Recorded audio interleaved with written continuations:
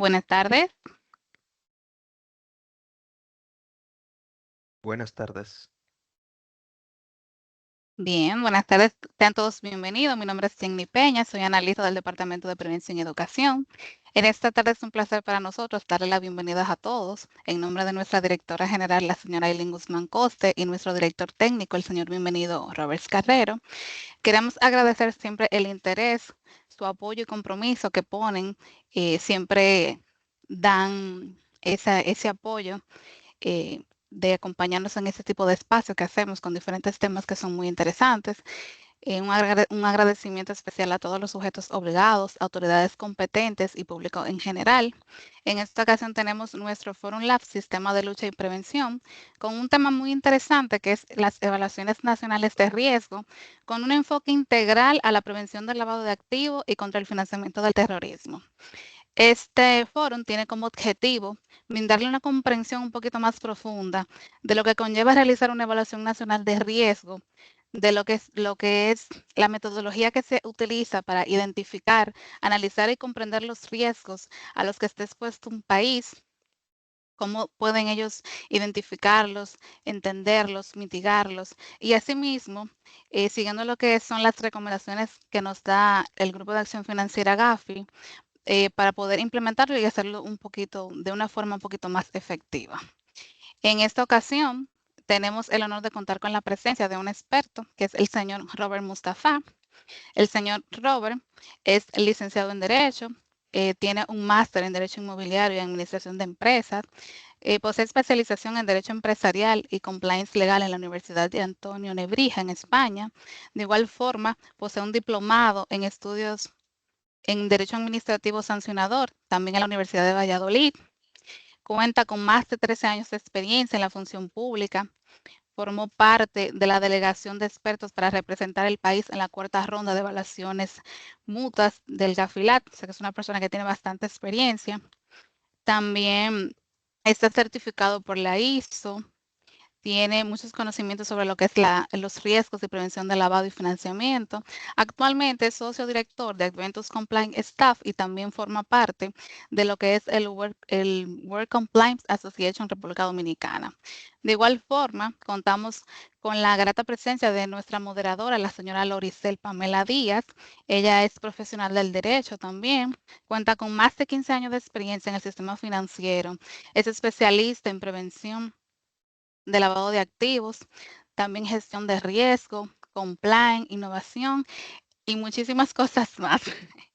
Bien, sin más preámbulos, le voy a ceder la palabra a nuestra querida moderadora para que demos inicio a este foro. Esperamos que les sea de provecho. Muchísimas gracias, Jenny, por esas palabras de bienvenida y sobre todo por el honor que tenemos de que aquí en la UAFI, este foro, nos acompañe Robert, con toda esa experiencia y con una experiencia multisectorial en lo que tiene que ver con las evaluaciones nacionales de riesgos. Adicionando a lo que Jenny mencionó, solamente mencionarles a todos, extenderles nuevamente la bienvenida y decirles que las opiniones que estamos expresando aquí corresponden al criterio personal y profesional del experto que nos acompaña y no necesariamente a posiciones institucionales de la UAF. Les agradecemos por su presencia y no queremos extender esta introducción más. Agradecerle al equipo de Prevención y Educación, a su director, como ya bien Jenny lo dijo. Y nada, Robert, tenemos varias preguntas. No sé si tú quisieras decir algo antes de iniciar o Bueno, si... primero, sí, claro, tú sabes que para qué me invitan si saben cómo me pongo.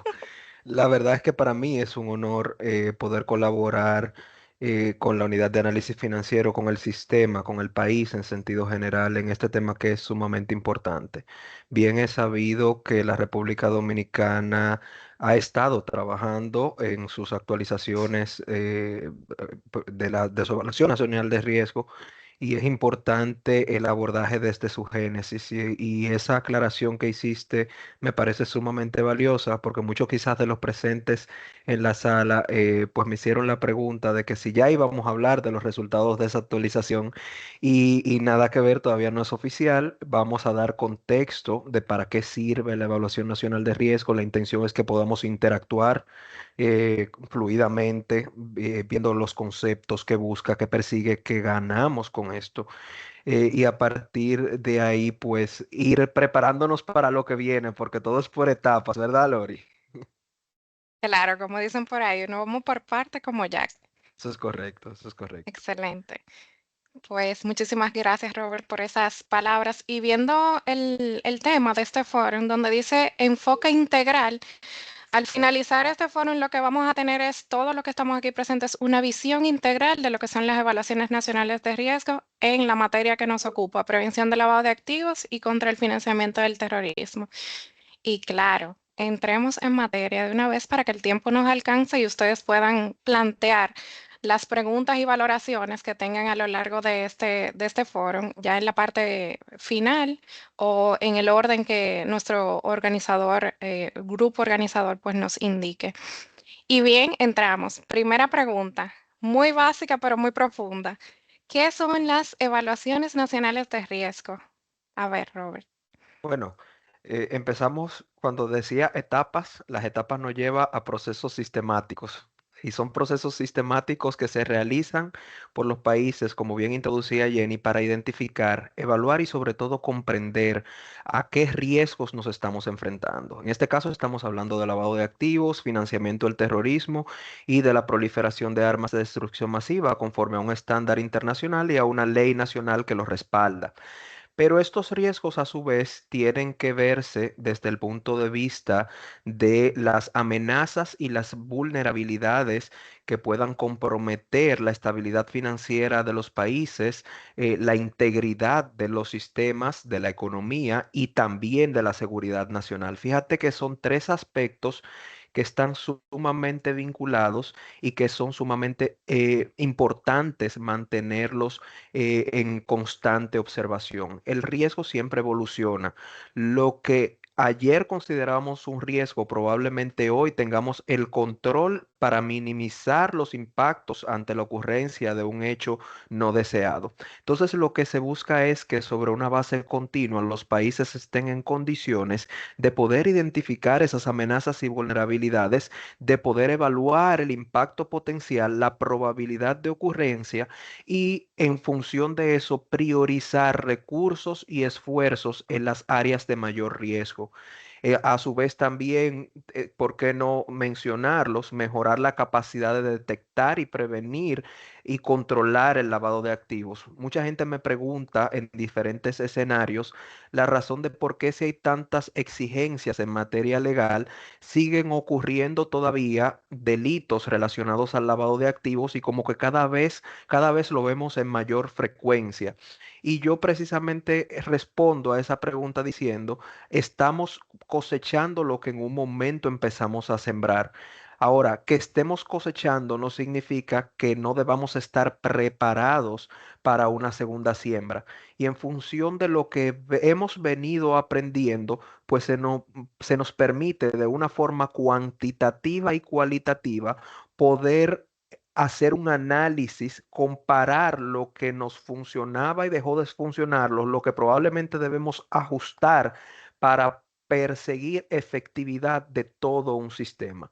¿Y por qué también no mencionarlo? Ver en qué aspectos dentro del marco regulatorio y legal de los países se pueden estar cumpliendo o no las condiciones que establecen los estándares internacionales. Entonces, ya partiendo de ese escenario principal, eh, las evaluaciones nacionales de riesgo en su definición tienen distintos alcances.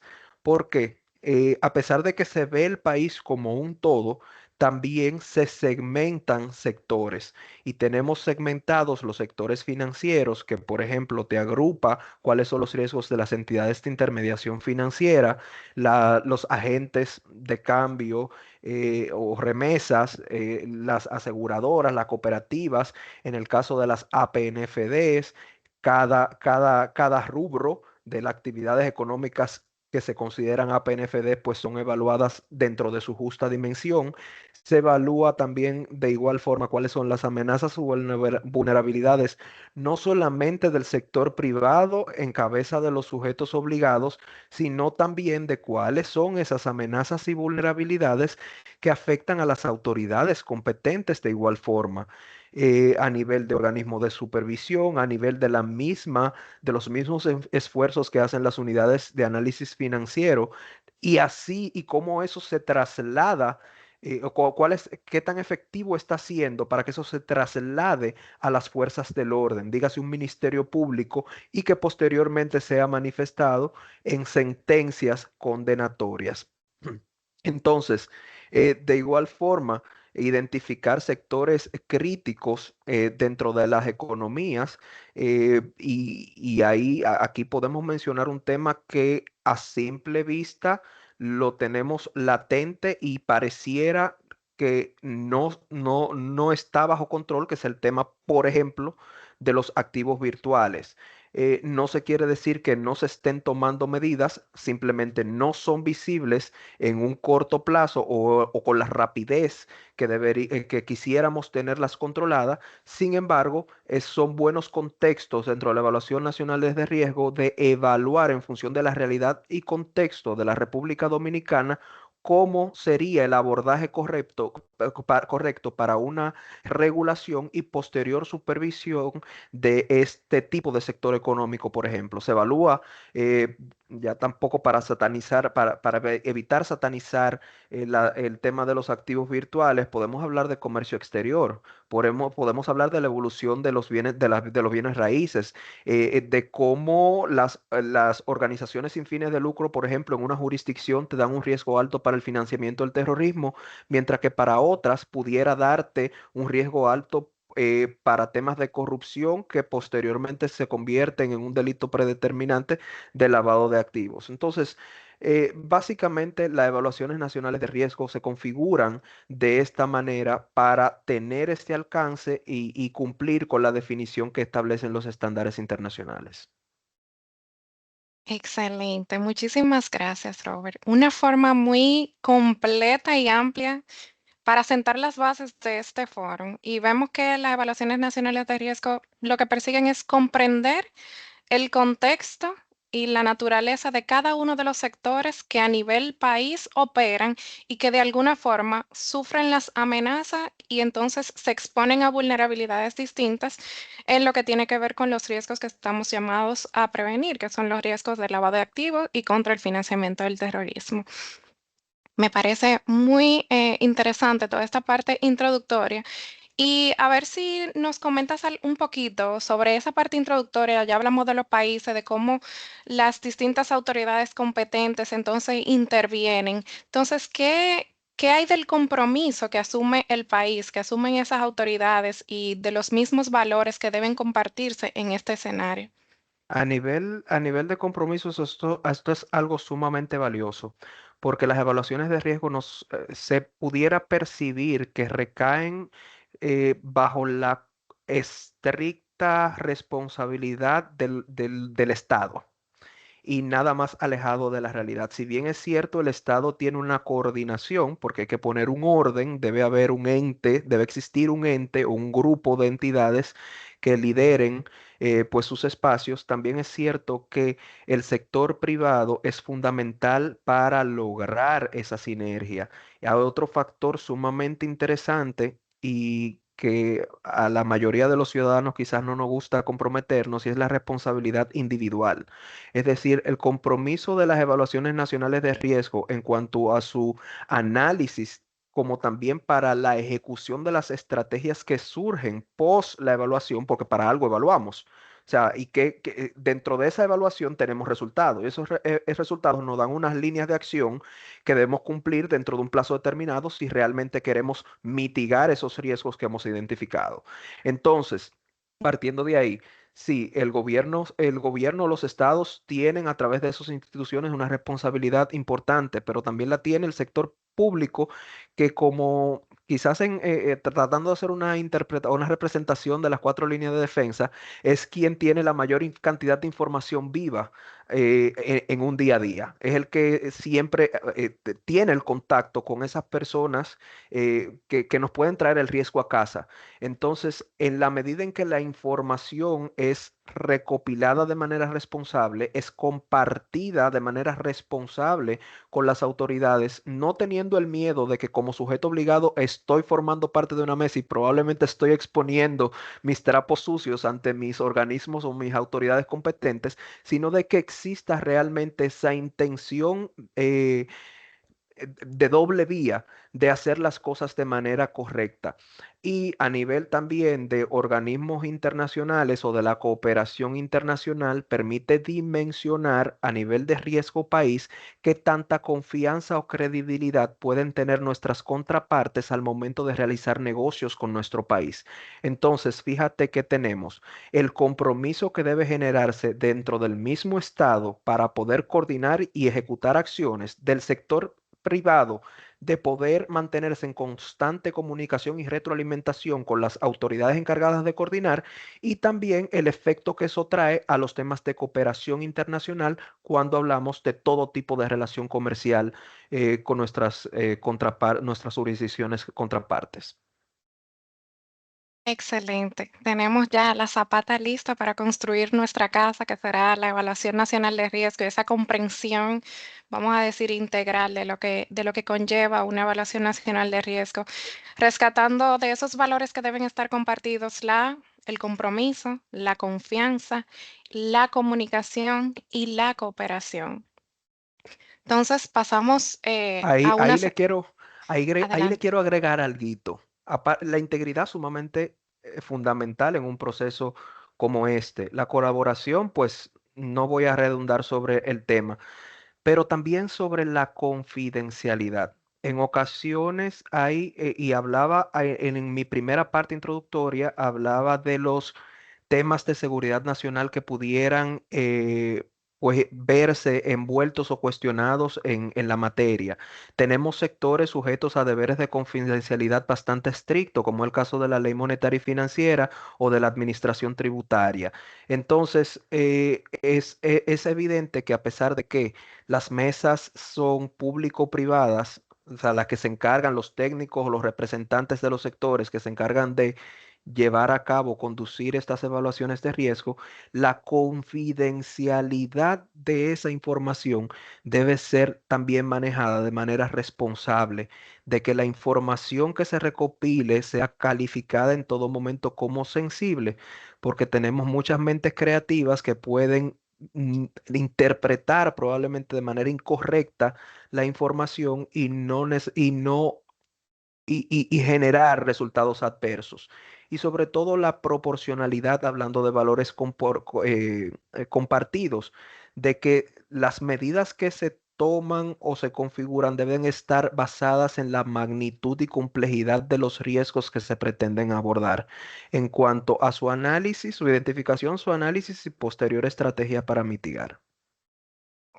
Excelente, muchísimas gracias, Robert, sobre todo por esa confidencialidad e integridad, que al final eso es lo que perseguimos asegurar, tanto con el sistema financiero, la integridad del sistema financiero nacional, como la integridad del sistema antilavado de dinero y contra el financiamiento del terrorismo. Muchas gracias por eso y ver que esta parte introductoria del foro nos da una idea general y es tan dinámica que no es lineal. O sea, durante todo un ejercicio de evaluación nacional de riesgo, probablemente sea necesario volver al propósito, a los objetivos o ver dónde se requieren algún ajuste.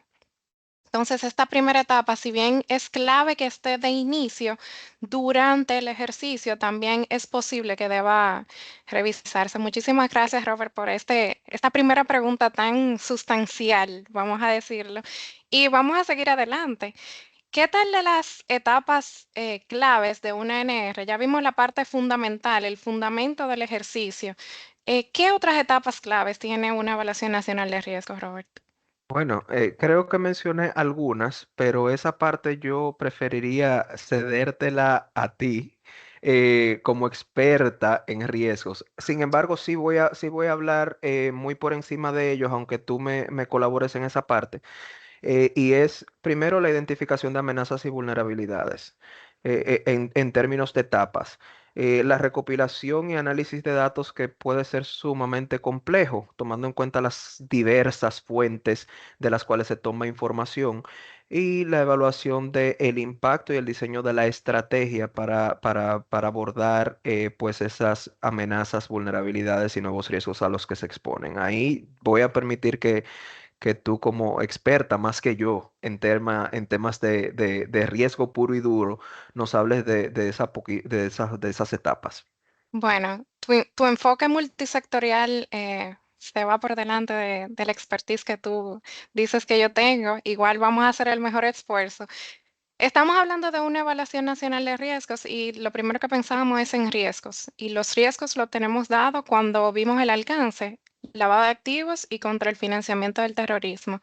Entonces, ya Robert mencionaba en la parte de los fundamentos, las amenazas y vulnerabilidades. Y cuando hablamos de amenaza, pensamos en esos actividades criminales y actores criminales. Y cuando hablamos de actividades, podemos hablar de narcotráfico, podemos hablar de trata o tráfico de personas. Y en el marco de las vulnerabilidades es qué tan propensos son los distintos sectores que conforman este ejercicio a que esas amenazas permeen dentro de sus estructuras, sea dentro de la estructura accionaria en el proceso de aporte de capital o sea a través de los productos y servicios que se eh, están llamados a ofrecer cada uno de estos actores en el marco de sus funciones, sean sujetos obligados financieros o no financieros. Entonces, básicamente esas amenazas y vulnerabilidades siguen un enfoque lineal, a diferencia de la parte de los fundamentos, que no es lineal y que puede ser dinámica. Para asegurar el resultado que se persigue en una evaluación nacional de riesgo, este enfoque debe ser lineal, estructurado, ordenado, para fines de realizar el análisis de esas amenazas y vulnerabilidades y por defecto de esos riesgos, tanto los conocidos, como bien mencionaba Robert, como aquellos emergentes, como es el caso de los activos virtuales que también Robert ya mencionaba. Y todo esto tomando en cuenta su capacidad, así como su riesgo y el contexto único. De hecho, el Gafi en su documento dice, hay que hacer un análisis del ambiente. ¿Y qué es el ambiente? Cuando hablamos de ambiente, podemos pensar en un FODA o podemos pensar en un PESTA. Básicamente, ¿qué hay en esos contextos internos y externos de esos sujetos obligados? Como es el caso de, vamos a decir, la misma competencia que se da entre ellos, que los hace más vulnerables que otros a estos riesgos que estamos llamados a evaluar. La segunda parte es la recopilación y análisis de datos. Y antes de pasar a ella, Robert, si quisieras aportar algo en este punto de las amenazas y vulnerabilidades. No, creo que no hay nada que aportar, maestra. Bueno, seguimos. A todos los que están aquí unidos, pues anotar sus preguntas para que podamos ya un poquito más tarde poder darle las respuestas, siempre y cuando esté en manos o en la cabeza de Robert y mía, entonces responderlas. Si no, nos podemos comprometer a entregárselas lo más pronto posible. Bien, hablamos de recopilación y análisis de datos. Y aquí me llega a la mente una frase que un experto en estos temas expuso en un momento en donde yo estaba en un panel, vamos a llamarlo panel, pudo haber sido otro escenario, y es una parte fraccionada del principio de la novela de Ana Karenina, que dice, todas las familias felices se parecen. Y vamos a ver, hablamos de recopilación y análisis de datos, pero ya vimos desde el inicio que hablamos de diversos sectores diversos sectores que operan en realidades probablemente distintas y con naturalezas y recursos, en algunos casos similares y en algunos casos muy distintos. Entonces, la recopilación y análisis de datos es una parte muy delicada en este ejercicio, no solo por la propensión a los errores que tiene captar muchos datos, sino también por el nivel de responsabilidad que se tiene sobre esos resultados. Asegurar que pueda mantenerse a lo largo de todo el ejercicio en la integridad de esos datos. Y para eso, sin abundar mucho en este punto, lo más razonable y lo recomendable, incluso desde el punto de vista de los organismos internacionales, es que se diseñen cuestionarios o planillas de forma tal que si bien hay diversidad dentro de los sectores, pues se pueda llegar a un punto en común de que la data sea lo más estructurada y homogénea posible. Entonces, aquí en este punto, Robert, si tienes algún Sí. comentario. Sí, Esa es la parte, como bien decías, más difícil y basado en la experiencia, no solamente de la República Dominicana, creo que la experiencia de muchos países es el mayor reto y por lo cual las evaluaciones nacionales de riesgo suelen retrasarse mucho. Si bien tenemos el caso de las entidades de intermediación financiera, por ejemplo, tú tienes dentro de esa categoría o ese rubro bancos múltiples, banco de ahorro y crédito, tienes asociaciones, o sea, tienes una diversidad de tipos de entidades de intermediación financiera que por su naturaleza no pueden estructurar la data de una misma forma. Entonces, al momento de tú recopilar y analizar esa información, como tú decías, debes de establecer un mecanismo que de manera sistemática te permita que toda esa información haga lógica, tenga sentido. Y es por eso que si bien es cierto, hemos agotado desde desde la Evaluación Nacional de Riesgo del 2014 a la fecha, han pasado unos años considerables, una década probablemente, creo que este trayecto debe habernos servido para pensar más en la información que recopilamos, cómo la estructuramos y cómo la compartimos. Esto debe ser una prioridad para todos los sectores, tanto para el público como el privado, porque definitivamente retrasa mucho los procesos. excelente. Muchas gracias, Robert. Y de ahí de tu intervención rescato uno de los principios que tiene que ver con este tipo de ejercicios y es la comparabilidad. Y es que, por dicha, si bien de un año a otro, de periodos a otro, la metodología puede variar o algunos de los criterios pueden variar, de alguna forma u otra se pueden generar comparaciones con un ejercicio anterior. Y básicamente en el caso de nosotros que tuvimos una evaluación con un marco regulatorio, con un marco legal distinto en una ocasión a la segunda ocasión. Entonces, básicamente poder ver esos cambios, poder ver esas mejoras que se van dando en el tiempo, lo garantiza y lo asegura que esa recopilación y análisis de esos datos se haga con la integridad y el cuidado que merece por la envergadura de lo que es una evaluación nacional de riesgos y el efecto que tiene, no solo a nivel local, sino también a nivel internacional, como tú bien lo decías, en el marco de la cooperación internacional. Entonces, como última parte de esas etapas claves del ejercicio está la evaluación del impacto. Y básicamente la evaluación del impacto, de un lado, mira cuál es el marco legal y regulatorio, esas acciones que mitigan esa amenaza que tenemos. Y del otro lado, cuál es el nivel, vamos a decir, de controles que están incorporados dentro de los productos de cara a la valoración de la vulnerabilidad inherente que tiene cada uno de los productos dentro de cada sector que se evalúa. Y básicamente esas son las etapas más importantes del ejercicio. Y ya luego de esto surgen esos análisis, vamos a decir, detallados, esas nuevas revaloraciones.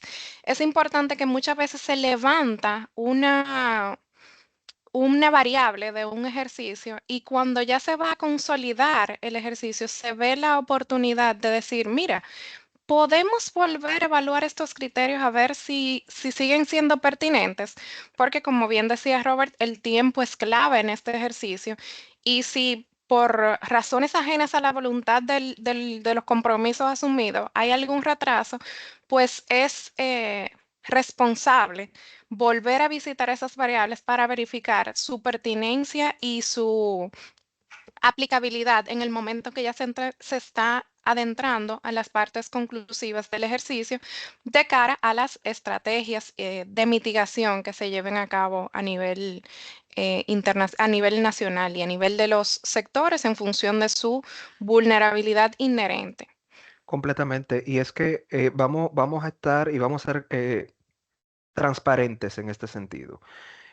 Yo creo que en lo que un país se pone de acuerdo para iniciar este ejercicio y se conforman, pasan muchas cosas. Entonces, al momento de que cierra un proceso de evaluación y que se emite un informe, lo que ahí esté contenido debe estar lo más actualizado posible, aunque la última variable haya tenido una modificación el día anterior.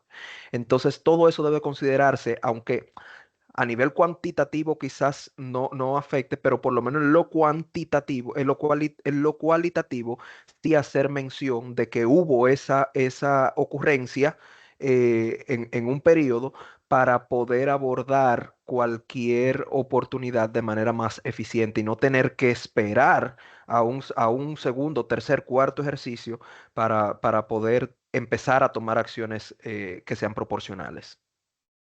Exactamente. Muchísimas gracias, Robert. O peor aún, que sea una evaluación mutua que nos diga algo que nosotros pudimos haber visto en otro momento.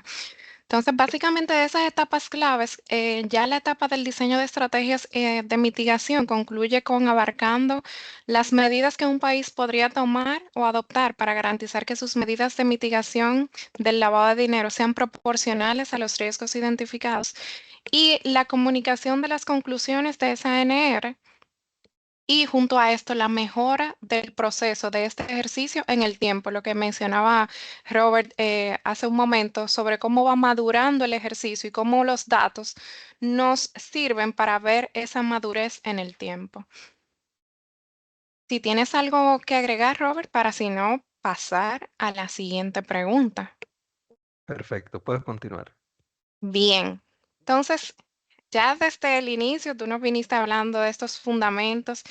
Y vámonos a un enfoque más nacional. Vamos aplatanando este ejercicio y ya como tú bien lo has planteado desde el inicio, cómo las realidades que vive en cada sector puede variar. Entonces, ¿cuál consideras tú? Y hablamos un poquito de eso ya hace un momento.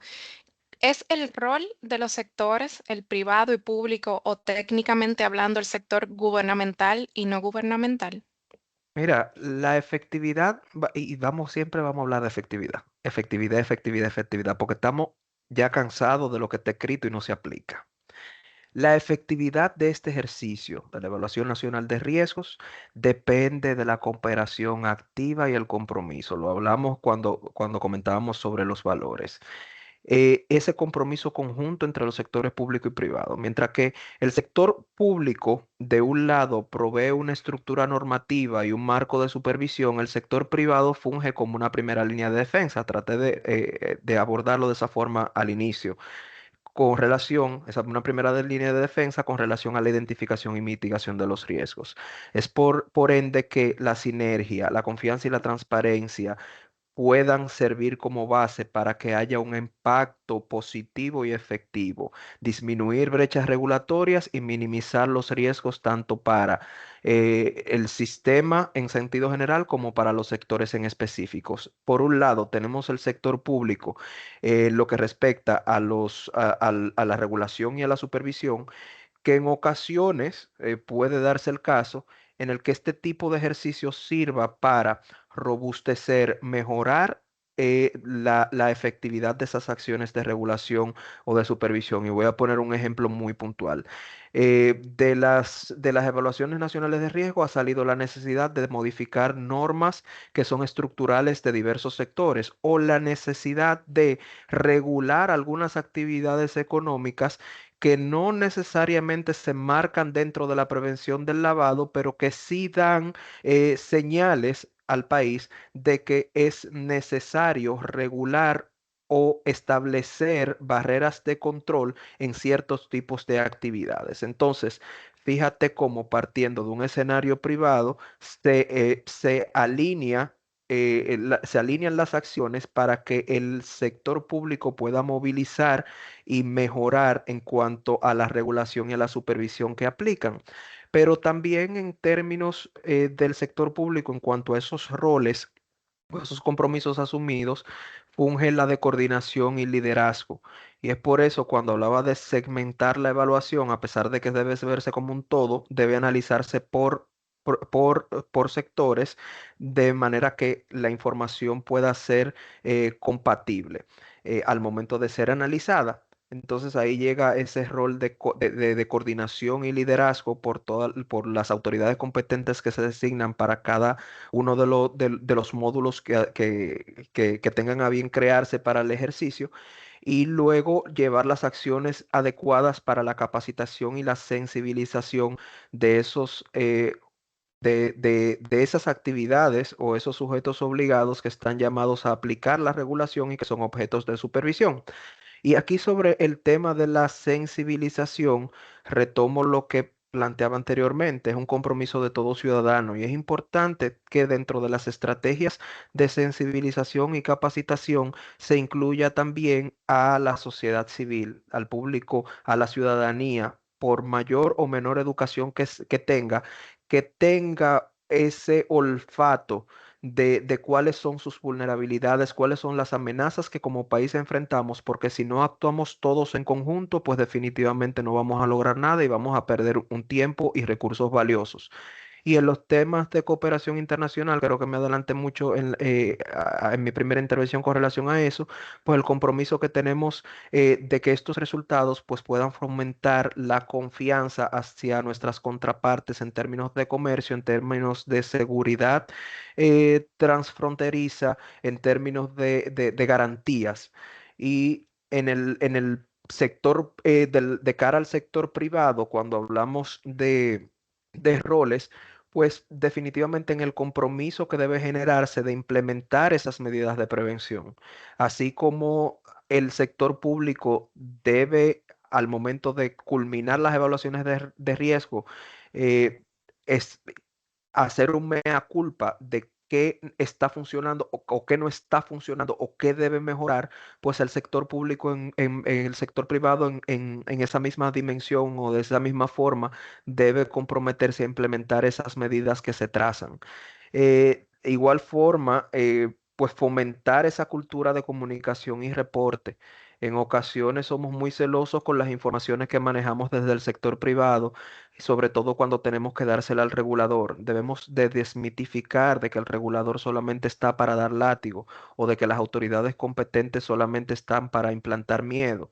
Al contrario, en la medida en que esa comunicación y reporte pues sea cada vez más amigable, más abierta, mayor confianza exista, pues también tendremos mayor efectividad en cualquier meta que nos tracemos en esas estrategias.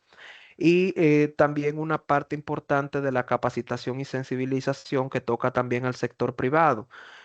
Por ejemplo, tenemos grandes corporaciones o entidades que manejan un volumen importante de clientes que son por sí mismos, traen un riesgo inherente al comercio y que no entienden necesariamente el por qué se le está pidiendo información adicional en el marco de una debida diligencia.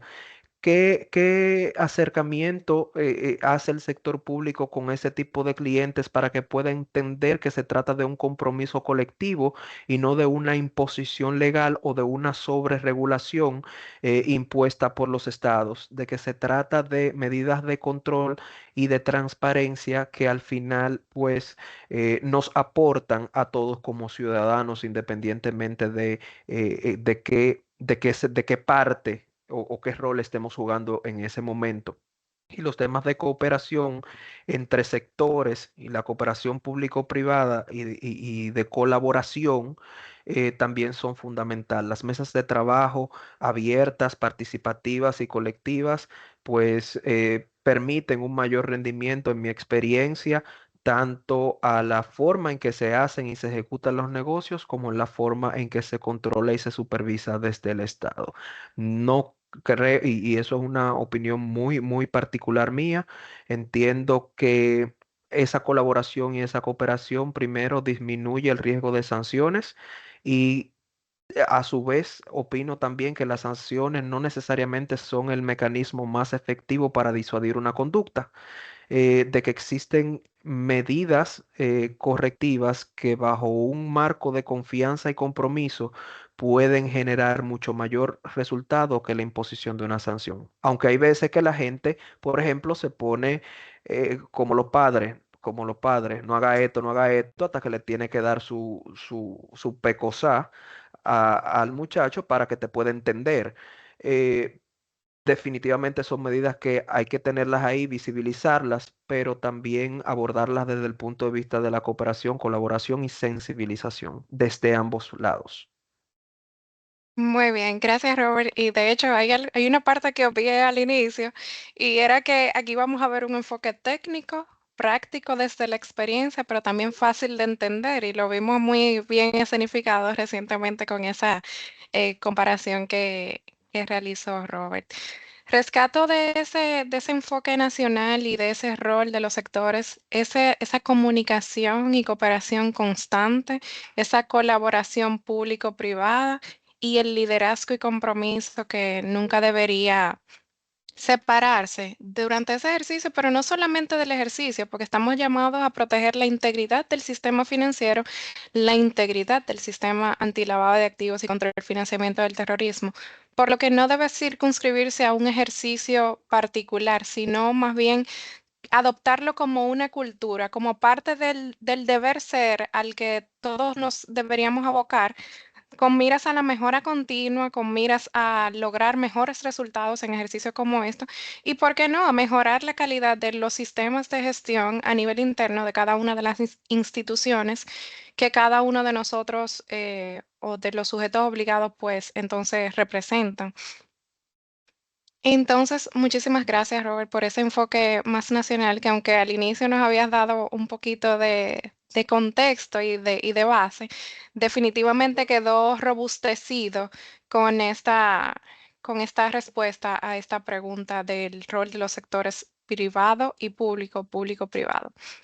Bien, es conocido que lo que hacemos a nivel nacional es coherente con lo que opera a nivel internacional y de hecho vamos a los compromisos que asumen los países a través de las distintas convenciones y otros organismos internacionales. ¿Qué puedes comentarnos tú sobre el enfoque del GAFI y otros organismos internacionales en materia de evaluaciones nacionales de riesgos como tal y en lo que nos ocupa el lavado de activos y contra el financiamiento del terrorismo? Mira, esto es un tema complicado incluso de entender para lo que hemos tenido la oportunidad de trabajar en ello, porque el GAFI te dice que lo hagas, pero no te dice cómo hacerlo. Ya tú eres que te tienes que poner de acuerdo de conformidad con tu realidad y contexto de cómo tú vas a aplicar ese enfoque basado en riesgo y que ese enfoque basado en riesgo te esté dando un resultado real. Tenemos la recomendación número uno que te habla extensamente de cómo los países deben de identificar, evaluar y mitigar el riesgo. Entonces, a nivel de organismos internacionales, tenemos otros como el Banco Mundial o el FMI que a través de sus mecanismos o su colaboración activa con los países, pues proveen herramientas. Una de las más famosas en la región, me atrevo a decir, es la del Banco Mundial y es la que creo que hasta el momento se ha estado utilizando en la República Dominicana, que es la National Risk Assessment, que es que te permite evaluar de manera más integral pues todos los riesgos en sus diferentes dimensiones, tanto en el riesgo país como a nivel de sectores. Luego tú tienes otras herramientas que se enfocan en eh, por ejemplo, la estabilidad financiera y su relación al lavado de activos como una metodología que tiene el Fondo Monetario Internacional, tiene otras que maneja o administra el grupo Edmond, que está muy enfocada a la inteligencia financiera. Todo esto forma parte de lo que te dice Gafi en su recomendación número 1. Ahora, la ley 155-17 le dota de unas facultades al Comité Nacional contra el Lavado de Activos para que materialice eso que el Gafi te dice qué, pero no cómo. Entonces, a partir de lo que ya hemos recorrido, pues se toman decisiones colegiadas de qué metodología y hasta y cuál es el alcance de esa metodología respecto a lo que se entiende necesario para cada país, de acuerdo con su realidad y contexto, como explicaba anteriormente. Esto es sumamente interesante porque el resultado de esas evaluaciones nacionales de riesgo sirven como impacto a las evaluaciones mutuas que se nos hacen como país.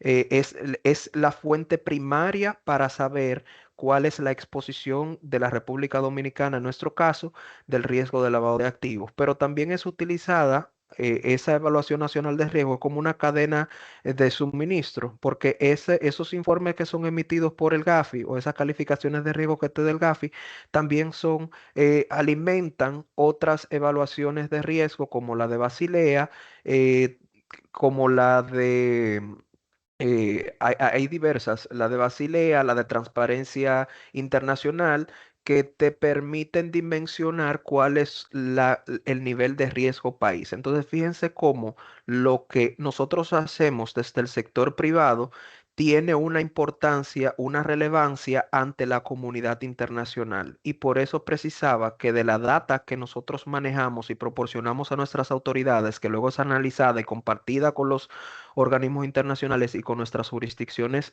que también son signatarias a esos mismos convenios, pues en esa misma medida, pues se aprecia el riesgo que tenemos como país, pudiendo apoyar el comercio o pudiendo atentar contra él.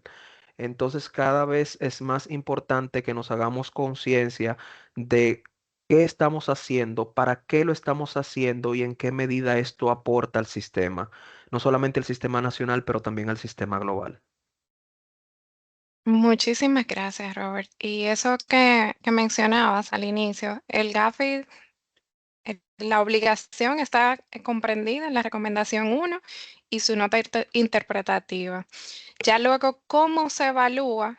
Ya vimos ahorita cuando analizábamos las etapas clave que la familia felices se parece, sin embargo, los bolsillos varían de una familia a otra. Entonces, básicamente nos dicen qué hacer, mas no nos dicen cómo, porque debe adaptarse al enfoque, al contexto y a los recursos disponibles, a la naturaleza, a la realidad que tenga un sector dado. De hecho, Lori, esa recomendación uno es tan compleja de aplicar con toda poca gente pasa esa nota de manera satisfactoria y siempre es muy cuestionado, porque hasta qué punto tiene mi vecino el entendimiento de cuál es mi riesgo. Entonces, hasta qué punto tiene el vecino el entendimiento de que yo no funciono igual que él, de que hay figuras que aunque se llamen igual no operan en mi jurisdicción como opera en la tuya. Entonces es tan amplio o deja tanto a la interpretación esa recomendación uno que incluso te dice que hay aspectos que producto de tu riesgo y contexto, tú puedes excluir la implementación de recomendaciones posteriores a la uno del GAFI precisamente porque tú no te aplican. Entonces, fíjate en la importancia de aplicar o no aplicar una recomendación, que a veces aplicamos cosas simplemente porque están en los estándares internacionales que no necesariamente hacen esquina con nuestra realidad. Y es ahí donde afecta la efectividad del sistema. Y este ejercicio de la Evaluación Nacional de Riesgo nos sirve precisamente para ir enmendando esas cosas que probablemente n- nos quedamos cortos o que fuimos muy estrictos al momento de normar o regular. Excelente, quedó muy claro y eso muy, muy atinado y bien valorado el hecho de que hayas hecho esa aclaración, sobre todo de que los estándares internacionales obligan en la medida en que estén adoptados por los países. Sin embargo, al entender esas realidades y esos contextos, pues los países pueden abocarse, como bien tú decías, a decir, mira, esta no me aplica porque de cara a lo que yo soy, pues tengo esto y esto y esto. Qué bueno que tú lo trajiste a colación. Estamos entrando en la etapa casi conclusiva. Tenemos la última pregunta de la estructura de lo que programamos como foro. Hay otras preguntas que el público nos ha hecho, Robert. Y bien, ya tú hablaste un poquito de los beneficios y lo que queremos escuchar ahora es tú como experto en la materia, queremos que nos hables un poquito de la importancia de las NR en el marco de los beneficios tanto para los sectores considerados como sujetos obligados como para la economía en general. Ya tú nos abundaste, nos dijiste un poquito sobre eso. No sé si quisieras darnos un Sí. poquito más de carne. Sí, mira, las evaluaciones nacionales de riesgo, yo quiero que la gente aquí entienda de que no es una mera obligación regulatoria o una imposición por los organismos internacionales, que ese ha sido como el típico, el clásico de justificar las evaluaciones de riesgo. Es una herramienta estratégica para proteger los sistemas financieros. Para los sujetos obligados, bien representan una guía para gestionar sus riesgos de manera mucho más efectiva y demostrar el compromiso que tienen con la integridad del sistema financiero global. Para la economía en general, en resumen, son clave para mantener sus entornos seguros, estables y atractivos para el crecimiento sostenible. En estos días se habla mucho de sostenibilidad y yo creo que no se puede hablar de sostenibilidad si no tenemos una adecuada gestión de riesgos. Entonces, si empezamos a dividir esos escenarios que me pusiste, por un lado los sujetos obligados y por otro lado la economía en general, primero debemos admitir que, o es mi criterio, que no tengo la verdad absoluta, solamente una percepción de ella que puede estar sesgada o no. Primero, para los beneficios de cara a los sujetos obligados, pues se percibe una mejora no solamente en el cumplimiento de la normativa que están llamados a adoptar. La Evaluación Nacional de Riesgo te proporciona de alguna forma información clara y precisa de cuáles son los riesgos más importantes y sobre lo cual tú debes desarrollar posteriormente políticas, procedimientos y controles internos que estén alineados y que sean coherentes no solamente a los estándares internacionales, sino a tu riesgo y al entendimiento de esos riesgos. Pero también cuando tú tienes ese entendimiento claro y preciso, que es colectivo, no una imposición del Estado, sino en mesas en las que tú te haces representar como sector, te ayuda también esa mejora de cómo gestionas los riesgos, también la asignación de recursos de manera más eficiente, enfocándote en áreas críticas y no derrochando dinero en cosas que no lo necesitas o reduciendo costos operativos innecesarios. De repente me toca trabajar con organizaciones público y privadas en las que yo mismo le pregunto, pero ¿de dónde tú te sacaste eso? Eso ni en chat GPT aparece. ¿Cómo tú estás implementando esto? Es evidente que te tienes que ahorcar. Eh, p- y no hay una razonabilidad o una evaluación previa del por qué están aplicando esas políticas y procedimientos simplemente porque aplicaron la ley del miedo. Entonces debemos tener mucho cuidado y empezar a entender, como digo yo, a ponerme en mi lugar. En mi caso, soy abogado, cuáles son los riesgos a los que estoy expuesto yo como abogado y en función de eso, de manera macro, pues irme a lo micro y en función de mi apetito de riesgo, entonces definir cuáles son a nivel particular esos límites de riesgo o la tolerancia al riesgo que pudiera yo establecer en ese sentido. Ayuda definitivamente, hablaba de las sanciones, a reducir las sanciones en la manera en que implemento políticas y procedimientos que sean proporcionales no solamente a mi actividad, sino también a los riesgos país, sentido detrás de las cosas. Protegemos la reputación. Estoy todavía en el marco de los sujetos obligados. Implementar medidas efectivas basadas en unos resultados de una evaluación nacional de riesgo, lo que yo soy o tengo voz, porque son participativas, fortalece definitivamente la integridad y la credibilidad de esa entidad ante sus clientes, sus inversionistas y sus reguladores.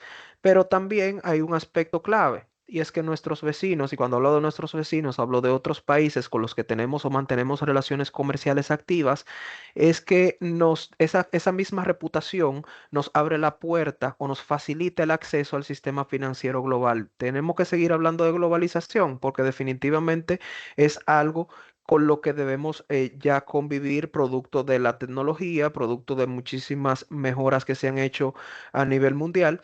Y es que tener evaluaciones nacionales de riesgo que sean claras y precisas, acordes a los estándares internacionales, permite que haya mayor facilidad en las corresponsalías bancarias, por ejemplo, a los mercados internacionales. Entonces, debería ser un ganar-ganar y no una mera imposición de la ley. En cuanto a la economía en general, ya mencioné el tema de mantener la estabilidad del sistema financiero, y cuando yo le pongo cara o le pongo costo al crimen, al delito, hablamos de crimen organizado y hablamos de cómo el crimen organizado permea en las economías formales y las informales. Y de repente vemos en la esquina que asesinaron a una persona y probablemente esa persona fue asesinada por un vínculo a una organización criminal o fue mandado a matar, a ejecutar. Estamos hablando de sicariato. Pero probablemente hay una cadena de delitos precedentes que no están siendo abordados porque solamente nos enfocamos en hablar de lavado, controles, muy cómodo de nuestras oficinas manejando números. Pero debemos empezar a ponerle cara y a cuantificar el daño que está teniendo a la sociedad. Y cuando eso lo aplicamos a la estabilidad del sistema financiero, pues evidentemente podemos hablar de que necesita un contexto que solamente lo pueden dar las evaluaciones nacionales de riesgo, evaluando no solamente los temas de seguridad, sino también los temas de prevención y detección del delito en sentido bastante amplio. Otro factor importantísimo que es tomado en cuenta al momento de hacer negocios es la inversión extranjera. ¿Qué tanto riesgo representa el país en términos de criminalidad, pero sino también en términos de controles? ¿Qué tan robustos son los controles que están implementando? ¿Qué tanta seguridad y garantía legal y jurídica puedo tener para invertir en el país? Pues evidentemente las evaluaciones nacionales de riesgo tienen mucho que ver, mucha incidencia con esto. El fortalecimiento también de la seguridad nacional. Y es que la mitigación del riesgo con delitos muy puntuales que tenemos aquí, como el delito de la trata de personas, como el delito de el contrabando, el mismo narcotráfico, son aspectos que afectan la estabilidad no solamente financiera, sino la estabilidad social, la paz, la estabilidad política de cualquier país. Entonces son aspectos que son muy relevantes al momento de hablar del impacto o los beneficios más bien que pudiéramos mencionar respecto de la economía en general. Y algo que hemos venido hablando desde el principio, la mejora en términos de cooperación internacional, porque a mayor confianza, mayor cooperación hay respecto al intercambio de información con nuestros pares. Y me explico. Si nosotros tenemos debilidades en informaciones que deben ser consideradas como confidenciales o aquellas sujetas al deber de confidencialidad, y tenemos fugas de información de nuestras bases de datos o registros oficiales, entonces hay una alta probabilidad de que cuando hay un crimen que pase nuestras fronteras y que debamos investigar, pues que nuestros pares no confíen en nosotros para suministrarnos información que nos puedan llevar a elementos probatorios para condenar ese delito ocurrido. Entonces, por eso se habla de que definitivamente es una cadena de valor que debemos proteger, y resaltando sobre todo la importancia en los temas de cooperación y la importancia y relevancia de que se mantenga íntegra e impoluta esos mecanismos de intercambio de información que existen para la prevención y la detección de delitos financieros transnacionales. Y evidentemente la reducción del costo del crimen, ya que prevenir y combatir el lavado de dinero de manera eficaz reduce el impacto económico negativo del crimen organizado, de la corrupción y del mismo terrorismo en la economía formal, si le podemos llamar de alguna forma. No sé si con eso he podido dar luz o oscurecer un poquito más el camino aquí. Magistral, Robert, la verdad, esa parte experta de lo que y todas esas aristas que rondan los beneficios de un ejercicio responsable, concienzudo y en un ejercicio que se respete eso que hablábamos al inicio de lo que es el liderazgo, el compromiso, esos valores compartidos como es la confianza, el efecto que tiene ganar confianza, no solamente en los sectores público-privado a nivel nacional, sino el efecto que tiene a nivel internacional, en cooperación internacional y en lograr eso que tú hablabas de detener el crimen organizado de una manera responsable, sin dejar de lado que cada uno de los sujetos obligados pues persigue un fin lucrativo. Entonces, si lo hacemos, vamos a decir, desde la seguridad por diseño y pensamos que esa seguridad por diseño la da una evaluación nacional de riesgos así concienzuda, así que piensen qué me aplica, qué no me aplica, pero sobre todo, qué recursos tengo disponibles en la mano para llevarlo a cabo. Sin duda magistral, realmente esa parte conclusiva de las preguntas de la estructura que le trajimos al público aquí. Tenemos otras preguntas. De hecho, el público ha valorado de manera muy positiva tus intervenciones, Robert, con esa precisión y básicamente esa claridad, que si bien es cierto es un tema muy técnico, la verdad fue posible hacerlo entendible para todos los que estamos aquí presentes y lo derivo de las valoraciones que hemos recibido.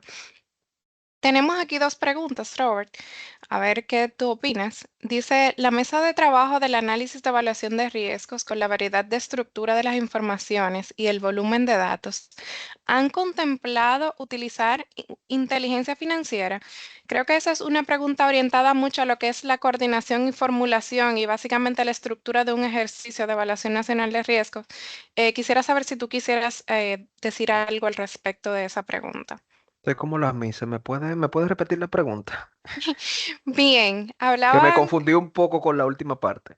vamos a sintetizarla la pregunta, porque básicamente lo que aborda es el volumen de información que se maneja. Y si atendiendo a ese volumen de información que las mesas y los coordinadores del ejercicio manejan, si se ha pensado en utilizar inteligencia artificial. Ah, inteligencia artificial. Es que me pareció escuchar inteligencia financiera. Me confundí. Mira, todo es posible. Yo creo que no debemos cerrarnos a esa posibilidad. Hasta el momento no conozco ninguna evaluación nacional de riesgo realizada en el mundo que haya sido en función de la inteligencia artificial. Pero si eso es un buen mecanismo para poder analizar gran volumen de información con una metodología muy definida en función de lo que nos aporta la inteligencia artificial, pues para nada descartable, para nada descartable. Lo que debemos es asegurarnos de que cualquier tecnología que vayamos a utilizar en este tipo de ejercicios, pues tenga los niveles de seguridad y de confianza a nivel de infraestructura tecnológica que nos permitan, pues, confiar en ella y sobre todo que hay un aspecto que nunca se puede delegar a la inteligencia artificial, que es el criterio del juicio y la razón humana. Entonces, independientemente de que para ese análisis podamos apoyarnos en esto, si la data no está debidamente estructurada, probablemente la misma inteligencia artificial no pueda descifrarla y la inteligencia artificial debe parametrizarse y configurarse en función de lo que un ser humano le dicta. Entonces, para eso creo que debemos recorrer un camino todavía quizá no tan largo, porque la tenemos aquí, pero primero debemos, y vamos a estar claros, señora, a veces no entendemos muy bien los riesgos y no estamos entendiendo ni siquiera los riesgos asociados a la Sí. inteligencia artificial y la verdad creo que sería muy prematuro, por lo menos para la República Dominicana, hablar de este tema en un plazo muy corto. Ah, en mi Excelente. juicio, mi opinión, ¿eh?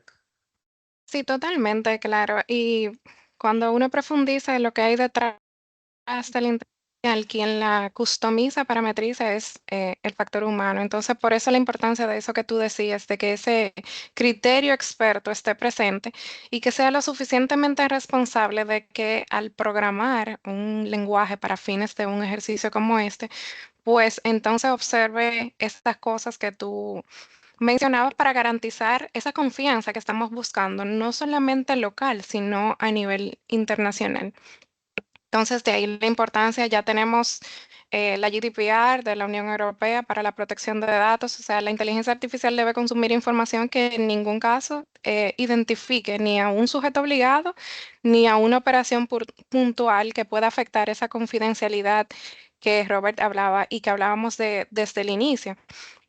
Y vemos como aún saliendo a otros elementos sigue primando esos valores que debemos compartir, esa confianza, esa colaboración y esa responsabilidad sobre el ejercicio que se haga. Bien, Robert, tenemos otra pregunta y dice así, ¿con qué frecuencia deberían realizarse o actualizarse las ENR?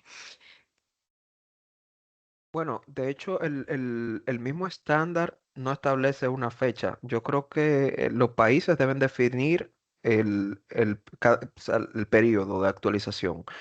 Eh, lo ideal, a mi juicio y criterio, es que deberíamos tener los mecanismos que nos permitieran por lo menos ir actualizando cada 2 años, por lo menos. Pero en la vida real ningún estado ha logrado ese número récord, porque son muchos equipos, es mucha información a procesar, probablemente información inexistente, probablemente información que no compagine, o sea, en lo que se adapta a la metodología, se elabora, se estructura y se pone en marcha, el tiempo es oro, sobre todo cuando hay tantas agendas en común. El Estado no puede simplemente sentarse y decir, este es mi riesgo. Si no hay y de hecho, se han dado casos y me ha tocado participar en mesas de trabajo, no necesariamente para esta evaluación, entonces también se hacen otros tipos de evaluaciones de riesgo, en la que cuando hay más de dos, tres, cuatro expertos que tienen opiniones distintas entre sí, ponerse de acuerdo para un número puede tomar meses en la discusión por una cifra o por un elemento cualitativo. Entonces, ese tipo de situaciones no permite que, siendo realistas, se aborden menos tiempo. Pero en un mínimo, como mínimo, por el Estado debe procurar que cada 2 años se haga una actualización a mi juicio y buen entendedor. Y es que el mundo está corriendo demasiado rápido. De repente hoy tenemos un riesgo, pero no, y estamos tratando de atenderlo, pero vienen 20 riesgos emergentes por ahí que estamos descuidando. No es que se haga todo el ejercicio de la Evaluación Nacional de Riesgos, pero sí por lo menos ir revisando esos segmentos o esos módulos, si se le pudiera llamar, que arrojan una mayor exposición de riesgos con una menor frecuencia. O con una mayor frecuencia, mejor dicho. Excelente. Básicamente un enfoque basado en riesgos, atendiendo a las amenazas que afrontan, tanto las conocidas como las emergentes. Sumado a esa pregunta, preguntaron en el foro, adicional, ¿cómo sería su validación o ratificación de sus resultados? ¿Qué órgano o entidad gubernamental debe aprobar las mismas? El CONCLAFIT, por delegación expresa del legislador, dentro de las facultades del Comité Nacional contra el Lavado de Activos, es la llamada no solamente a dar luz verde a que se inicie con las evaluaciones nacionales de riesgo, pero sino finalmente aprobarlas. Y recordando la composición del Comité Nacional contra el Lavado de Activos, donde están las máximas autoridades, o sea, están representadas las instituciones con sus máximas autoridades en cabeza, pues tomando decisiones estratégicas para el país. Por lo cual, tanto los resultados como las estrategias que tengan a bien proponerse de las mesas de trabajo, pues finalmente son aprobadas por esas máximas autoridades que se sientan en el Comité Nacional. Excelente, muy claro todo. Muchísimas gracias, Robert, por darnos en una hora casi y media todos estos conocimientos de una forma tan digerible y entendible y tan práctica también. También invitarles a que, si bien es cierto que se hacen evaluaciones nacionales de riesgo, cada uno de los sujetos obligados en su entorno, en su interior, pueden aplicar a una escala micro este tipo de ejercicios y pueden estar mejor preparados para poder aportar o colaborar cuando se presente el momento de una nueva evaluación nacional de riesgos. Con esto terminan las preguntas, Robert, y antes de pasar al equipo coordinador, quisiera saber si tú tienes algunas palabras o si le pasamos la palabra a ellos. Bueno, agradecer primero el tiempo que dedicaron los presentes para esto. Reiterarles que todavía tenemos unos minutos por si tienen alguna pregunta. Incluso hasta el último momento estamos en la disposición de apoyarles y si no, sé que la UAF a través de sus departamentos siempre están en la disposición de aclarar cualquier duda o inquietud adicional. Reiterarme a la orden, tanto de los presentes como de la unidad para cualquier apoyo que necesiten. Muchísimas gracias, Robert, para servirte y te cedo la palabra, Jenny. De acuerdo, muchas gracias, Loricel. Nuevamente, muchas gracias a Robert y a Loricel. La verdad que la presentación ha sido magistral e impecable. Todos los contenidos que se han desmenuzado en esta tarde creo que han sido recibidos muy bien. He visto los comentarios ahí en el chat.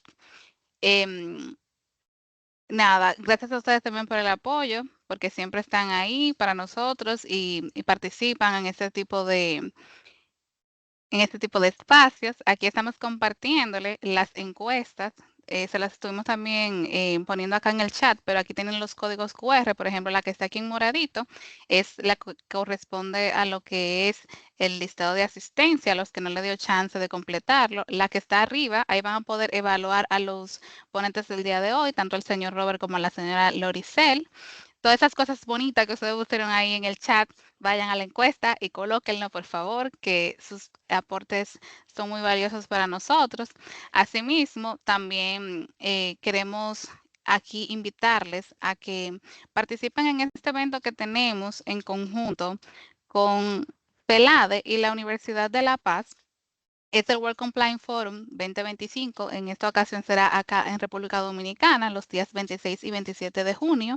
Le vamos a estar compartiendo en el chat la página oficial al evento, donde ustedes van a poder ver un poquito más de información sobre el evento. Van a ver muchos expertos nacionales e internacionales. Van a ver muchos temas interesantes, por ejemplo, como ese, temas así. Y en la página van a poder ver también cómo pueden inscribirse y demás. Así que les invitamos a que puedan acceder y que puedan inscribirse y participar. Nuevamente, muchas gracias, que tengan un feliz resto de la tarde y nos vemos en una próxima.